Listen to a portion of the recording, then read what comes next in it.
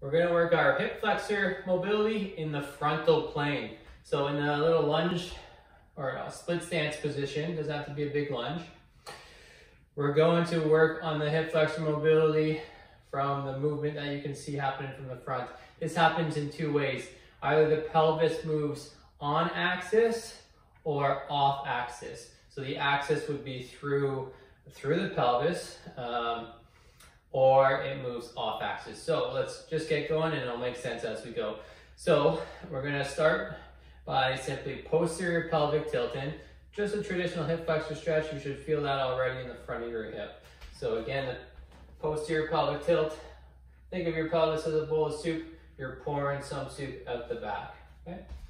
From there, think of your pelvis as a teeter-totter now.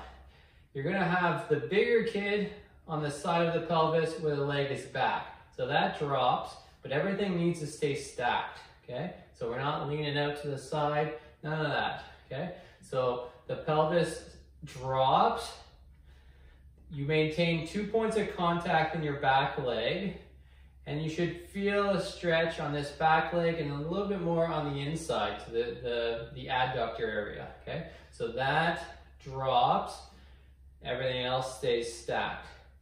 The arms can help us out here. So if we reach with the same side where the leg is back, that's my right side, so I'm reaching my right leg, my right hand up in the air, and then my left hand can get heavy here, okay?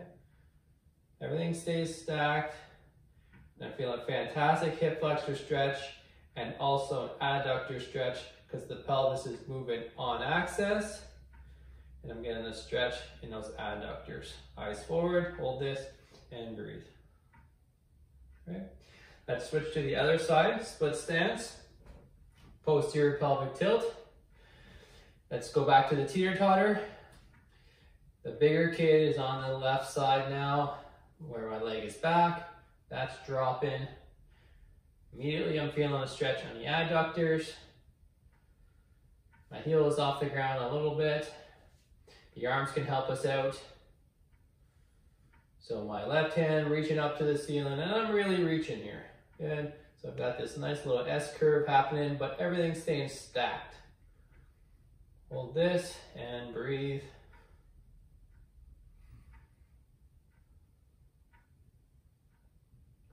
Great. Let's switch to the other side, and now we're going to do off axis. So left leg forward, right leg back. Posterior pelvic tilt to start like always. Now I'm going to shift my pelvis so it's moving off axis. The rotation isn't happening on axis. My pelvis is actually shifting and it's being pulled to the wall over there. So it's my right leg that's back. My pelvis is being pulled to the left. The arms can help us out again. So you're going to take your left hand, reach up and over. Right hand can get heavy. Hold this and breathe. Eyes always stay level. Nice secondary stretch in the neck here. But again, I feel a stretch in the adductors. Really working the frontal plane. One more deep breath. Great. Switch to the other side. Left leg back, right leg forward. Let's go straight to the arms here. So reach up and over, and that helps the pelvis. My pelvis is being pulled to the right now.